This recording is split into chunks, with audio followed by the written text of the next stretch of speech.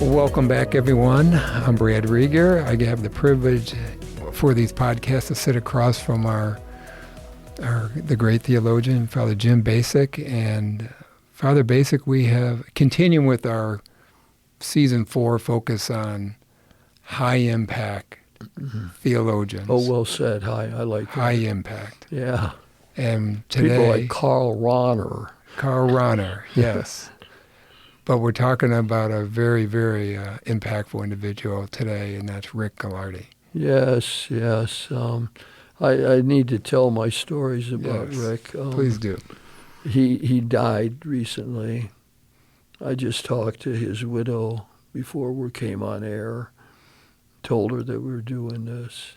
He died at age 65. Many people think he went too soon. I don't know, he's a great theologian, and he wrote tellingly about his dying. So, I mean, to set the stage where we're going to get to. And how did you first become aware of Rick, and then how did your relationship evolve? Yeah. I was giving a talk, it was sometime in the 80s, I don't know, it was 82, 83, in Houston, Texas. It was a talk I was giving to the campus ministers, and he was there.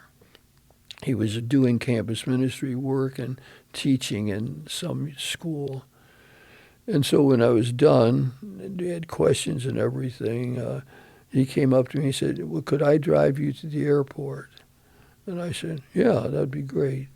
Sounds good. I'm guessing it was a drive of about 45 minutes. I can't be absolutely sure. So we go in the car. He starts talking. I'm in listening mode. And man, this guy is bright. This guy knows a lot of theology. Wow. And I kept getting more and more impressed during this drive. I'm not saying anything. I'm mostly listening. And his ideas about theology, what he knows, what he wants to know, and so on. And at the end of that drive, when we got close to the airport, I says, I want to tell you something. This was unusual for me. It was out of character for me. I said, I think you should go to Notre Dame and get a doctorate in theology. That was your car advice. Yeah, I mean, my sister Barbara says that was the spirit at work, It sounds good to me. So, Rick, you should go to Notre Dame and get a doctorate in theology. I didn't talk to him or see him.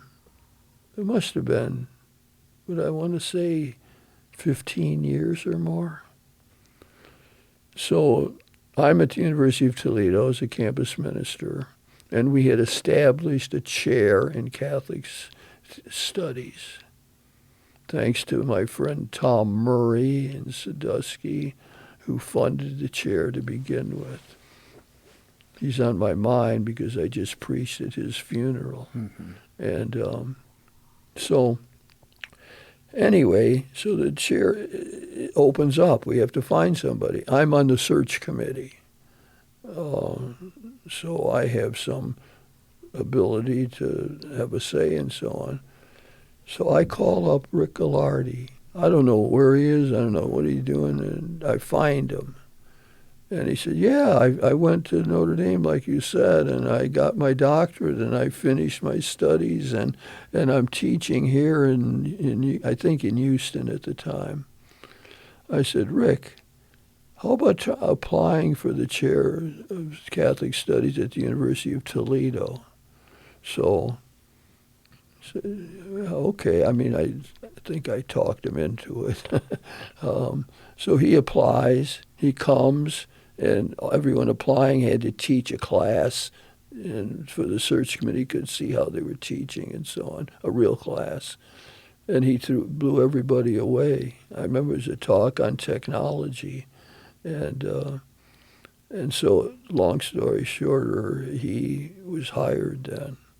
So he became the chair of the Thomas, Margaret, and Thomas and Margaret Murray and James J. Bacik Chair of Catholic Studies at the University of Toledo.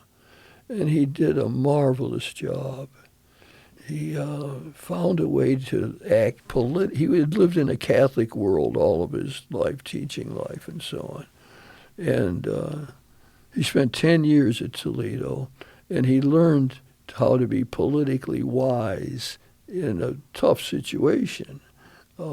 He's now at a state university, and he has to be very careful that he doesn't proselytize, that he doesn't violate any church-state regulations and so on. So he taught wonderful classes, and a lot of adult learners came to his classes, which he opened up to them. He was just a terrific teacher, and he, so we stayed in touch then.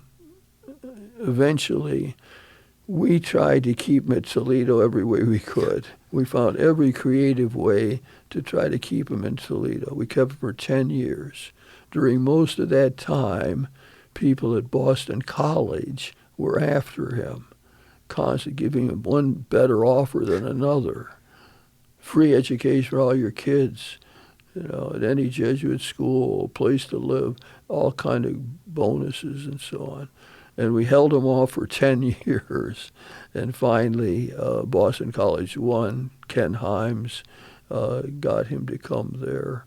And he thrived.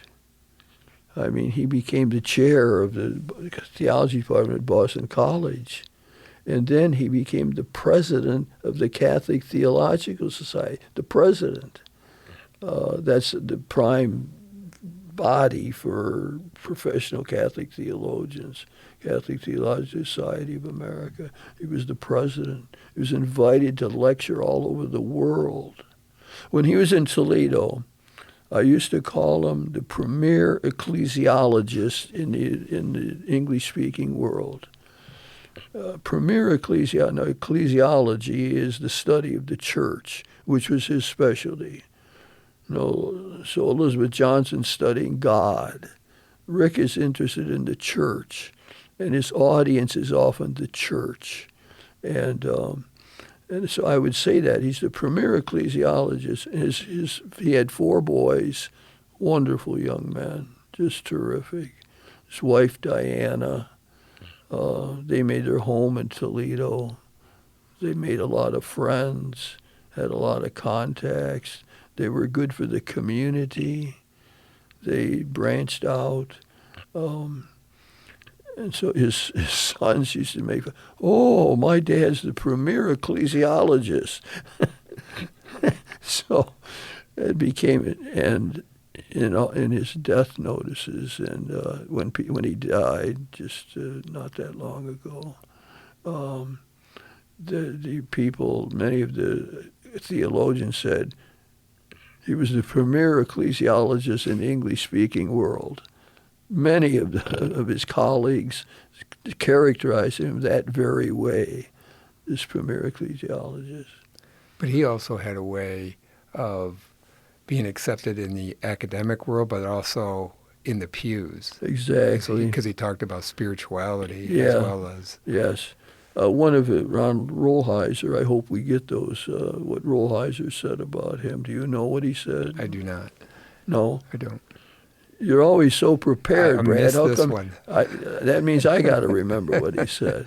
But that was the first point. Ron Rolheiser, great Franciscan spiritual writer and so on, said that he was amazing that this academic who did first-class premier ecclesiology, knew the tradition, wrote scholarly books and articles and so on, could give popular lectures. Did you ever hear him lecture? Yes, several times. Yeah. I mean, you could understand him, yes. right? Yep. Yeah, he went out of his way to clarify language and so on. In fact, Rolheiser said, is one of those things I'm trying to remember, was that he united those two worlds. And he said how hard that is, because in the academic world, when you're a popular lecturer, people are thinking, is he selling out? There's a sort of suspicion, Rolheiser says, of academics who would give popular lectures that they haven't been true to their profession, or they've watered things down. He never watered anything down. He knew how to get to the point. He had a feeling for presence. Whatever he did, he understood the moment he was in. Like, what was examples of that? There were donors who gave money to enhance the chair. We got more money from the Lovell Foundation for the chair. And Rick gave a talk, and he knew just how to handle it. He knew what to say. He knew who to thank.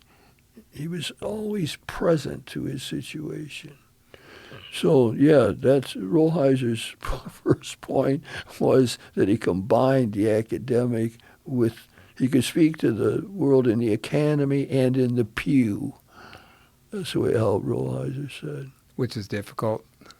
Yeah. Obviously, it's easier to stay in one or the other, right? Or specialize in one or the other. That's right, yeah. And he was unusual in being able to do both, The other thing that he was good at was uniting denominations. He was on the Catholic Methodist dialogue for years, and being at the University of Toledo was really good for him, prepared him to move into this bigger world, because there's a lot of politics involved in the state university and the religious studies world, and he learned how to navigate all those things, and he became politically very savvy, which helped him as the chair of the department at Boston College. So he united. He was an ecumenical theologian, let's put it that way. So his interest was in how you bring people together. In a sense, it's a model for what we're looking for in our country today, of trying to find ways to take people who are other, different viewpoints, different outlooks, different theologies, and find common ground. He eventually was part of the Common Ground Project, too. And I watched him work in some of those meetings, and how he interacted with people who were very different. I think fundamentally he had a respect for people. I think that he could see the good in others. So when he wouldn't like thinking about it, his life work in a sense was to spread Vatican II. That's how many of us felt. How can we get the spirit of Vatican II into our church? How can we be more faithful to the Synod Fathers? That's something that Pope Francis is continuing to do. Lest I lose the thought, late in his life. Anyway, I better set the stage. He buried his father a few years ago. And his father, bad relationship with his father. His father was a military man, and he was harsh, judgmental. Rick, he had trouble getting along with him. His father mellowed late in life, and they played golf together and enjoyed. So they reconciled that. But Rick said that he thought he made a mistake because he never brought up the troublesome things to clear his mind. He said he thinks that was a mistake on his part, that he had the chance to do that. So he's burying his father. Now, at the same time, a third thing happened to him. He was diagnosed with stage 4 pancreatic cancer. That's how he lived the last part of his life, and so on. Never, he had to stop teaching and so on. And it was a horrible, he's written a book. It's called, what's it called? While I Breathe, I Hope. While I Breathe, I Hope. Yeah. The mystagogy of dying. Yeah. Dum spiro spero. That's Latin. It happens to be the motto of St. Andrew's golf course, which Rick took great delight in. I don't know how he ever came up with that. While I breathe, I hope. So he started writing these reflections on his dying process, and he goes into it, and it's just he's very graphic about it, and he says he admits how he didn't handle things well, and how he blew up at his wife for no reason. His wife was a saint through this, as were his 4 boys. They were a terrific, loving family. Rick had written a book on marriage, A Daring Promise. He wrote on many things, A Daring Promise. And he had a wonderful partnership with Diana. She's a solid, good woman, gave his life over to caring for him. His 4 boys were just terrific, helping him and so on. So as he's going along for all this time, he's writing these reflections. And on Caring Bridge. Yeah, Yes, yeah. There's a thing called Caring Bridge when people are sick. If they want to tell a whole bunch of people or all their friends about it, they go on Caring Bridge and they cover it. Yes. Rick used to send me my own copy of thing. I should say that, you should have asked me about the dedication of the book. I'm getting to that. Well, let's do it now. All right. So at the dedication of the book, Of this book called, While I Breathe, I Hope, Rick says this to Reverend James J. Bacik, esteemed pastor, valued colleague, cherished friend. The 3 minutes were a greater challenge than you could know, but a welcome one. What's it, 3 minutes? So people who are reading the book are asking me, what's this 3-minute thing? Well, I'm asking you because I read the book and good. I don't. You asked me too. I don't know what that means. Oh, good. You're the interviewer. Yes. So you're repeating what many other people said. What's this 3 minutes? So, explain. We interacted a lot. I read most everything he wrote, and he asked for my criticism of it. In turn, I would turn to him for help. So my standard procedure was this. I would call him up. I'd say, Rick, do 3 minutes on the problem of suffering in the book of Job. Rick, do 3 minutes.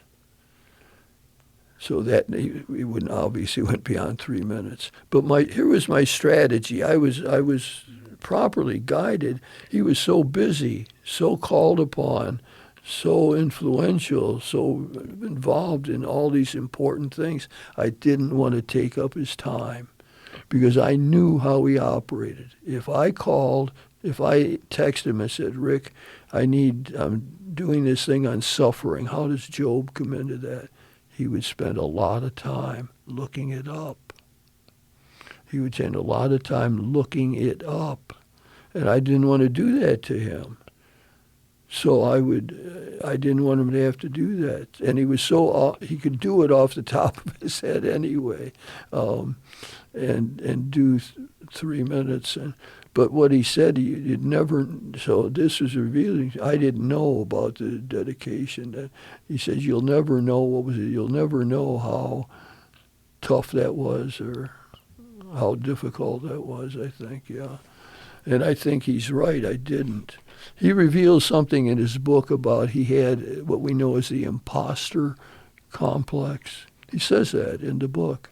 He had an imposter complex. That's a known syndrome where he, in this case, feared that he would be found out, that people would find out he wasn't as great a theologian as everyone thought. Yeah, he suffered from that. So now I understand why he was afraid with that I would find out that he didn't know as much as I thought he knew. You'll never know how much distressful that was for me. But the last line, but I welcomed it. He got me off the hook. He did. He got me off the hook. He welcomed it. And so... When you read this book, what were the themes or the sentiments or the experiences that Rick shared that really touched you? There's one overwhelming feeling. Well, the first thing is that his honesty. When he would say he'd get mad at God or blow up at his wife or whatever. I mean, all kind of revealing stuff like that. So the first thing is his honesty. But, sometimes he would send it to me ahead of time, and so I could read it. I didn't critique it. I mean, he just sent it, so I would have it. And sometimes I would respond and say, what struck me is this or that. And sometimes I respond and said, Rick, I'm not saying a word. The best thing to do as I'm reading that is to be silent. Is to be silent before the mystery of human suffering. I mean, he had bad stuff. I mean, he said he was in the bathroom most of his life after that. He lost 50 pounds right away. It was just, he was frail, this vigorous guy. And I would say, nothing. I'll be silent. I had too much respect. It's like I would be touching something sacred that I shouldn't touch. Incidentally, the woman Grace Agola, who edited that book, she did a great job, and she has an afterword in there, and it's very insightful, and I see her as acting like the priest. She became a friend of the family, a friend of Diana and Rick and the 4 boys, and she was involved in praying with him. She's like the priest. One of the things about priest life is we're invited into people's lives. It's a great privilege, to be invited to celebrate your marriage, or to baptize your baby. So this Grace was, in my mind, invited in to the family to be a spiritual help to Rick. And she did a great job of it for sure. Yeah. I don't know what people would get out of. Is there something in there that you would especially remember? I mean, everybody gets something. So people might want to get the book. I mean, that's it's filled almost it's every liturgical page. press, Yes. right? Yeah. While I breathe, I hope. While I breathe. While I breathe, I hope. Liturgical press. Yeah. Yes. And this young woman, Grace Agola, is edited and so on. I think every page there was thoughts that spurred additional reflection for me, but it was when he was holding his grandson, and he was in his last weeks of his life or last months, and he just sensed at that moment kind of the circle of life. Yeah. He was dying, and then this infant just came in to continue life. Yeah. And his perspective on that was really Now, do you touching. think that is touching? And you're a grandfather. Yes. So I related. Yes. Yes, that's what I'm thinking. Yeah. How do we tell people what? So if you're a grandfather, there's stuff in there for you. If there's people, suffering like, why me? Why am I afflicted like this? Rick tries to deal with that. Wants to make sure that God did not send stage 4 pancreatic as a punishment. Right. Don't think of, if you're suffering this, don't think God is punishing you.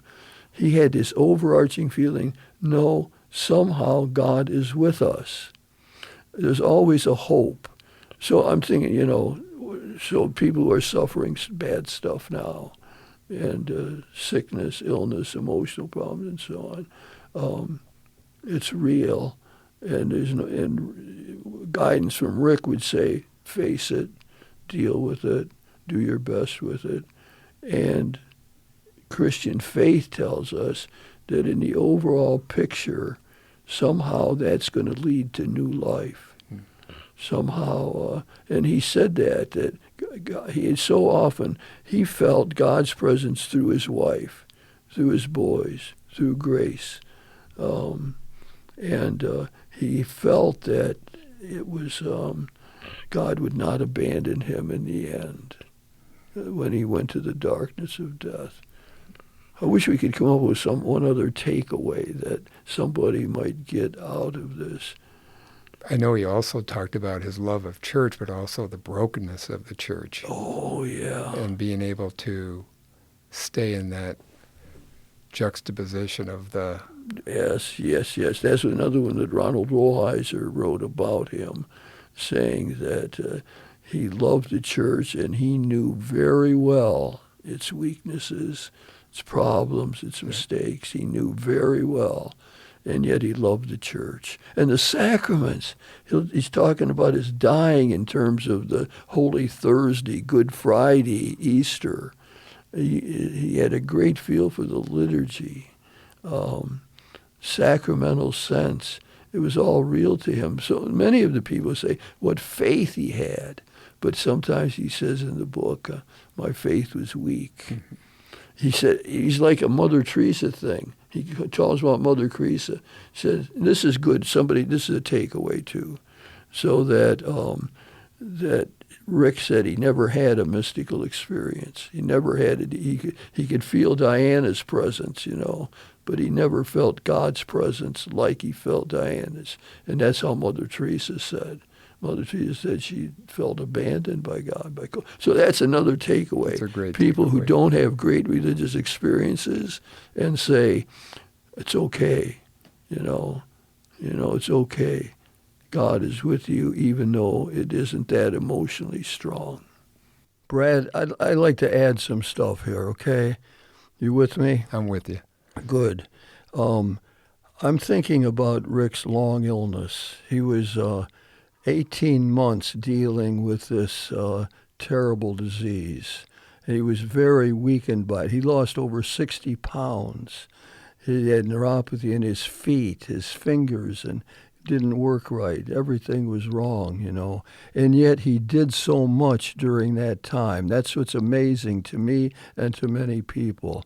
For example, he gave a major lecture at Boston College to his colleagues, and people came from all over the country for it. And in that lecture, he was talking about criticizing his own liberal side of things, which was typical. He never pandered to his audiences. He often thought, well, what does this audience need to hear? So here's all his friends gathered, and he says, well, we have to remember for us liberals that we don't want to just critique without being constructive. We shouldn't critique without any nuance. And the talk went over very well, and it was well received, and put a lot of energy into it. He had amazing energy to do it in the middle of his illness. And then there's another talk he gave. He was invited to Rome to give a talk about the Pope, and he flew with Diana and met his family in Europe. They toured a bit, and he goes to the Vatican and gives this talk. It was a terrific talk. He ran it by me before he did it, which he often did, I must say. And it was a terrific talk about the Pope and his efforts to renew the church. And after that talk, he met the Pope, and the Pope blessed him and had a copy of the talk he gave. So that's another thing. It's just amazing to me. How could he do that with all his debilitations and so on? Then there was another. He was the president of the Catholic Theological Society for a number of years, and they had a gathering, their annual convention, and they had a program for him. And again, he gave a talk at that. So it was just remarkable what he accomplished. I was thinking. When we would talk on the phone regularly when he was at Boston College, we had long conversations, and we would talk theology, then we'd talk politics, and then Rick would typically say, well, now let's get to the important stuff, sports. So he had a great love. In fact, he was teaching a course on sports. He wrote many good articles on sports when he was forced to stop teaching because of his illness. So on, but he loved, and he knew a lot about sports, and things that I thought I knew quite a bit about. he knew more, and so that was a typical. Let's talk about sports. So that leads me up to And one of the things he loved about sports, which is interesting, was team building. He was always talking about teamwork. He loved the Celtics when they played as a team. He didn't like it when Tatum took over by himself. And he loved Texas Ranger Longhorns, University of Texas, Hook'em Horns. And he loved Notre Dame and so on. And he was always about building things up. So he gets down now to near the end of his life, and it's November 1st, 2023, and the World Series was being played. And he's with his family. They're watching the World Series. He's a big Texas Ranger fan and was thrilled the way they had built their team. And so on November 1st, he was in the living room watching with his family, and he got very tired, had to go up to bed, and the Rangers won. It was November 1st. They won the World Series that day, and the family came up to tell him, and he sensed what was happening, and he raised his arm. Up, pumped his fist. The Rangers had won. He died about a week later. So anyway, it's important to see that side of him. He functioned without, strong religious sensibilities like God appearing to him and so on. That didn't happen for him. But he thought that God worked through his family to comfort him. And one of his final convictions was, the God who sustained me all these months through my family, in and through my wonderful wife and children and my colleagues and friends, and I believe that he won't abandon me now as I come to my end, death. So, Brad, I wanted that positive ending to laud him for that, a man of faith and a good friend of mine, and I miss him greatly. Thank you, Father Bacik, for sharing a really... I feel it's a privilege to talk about Rick. He was my good friend, and I miss him dearly. Yes. And I just talked to Diana this morning, and I said, I miss him. I can't imagine what you are going through. Yes. Thank you, Father Bacik.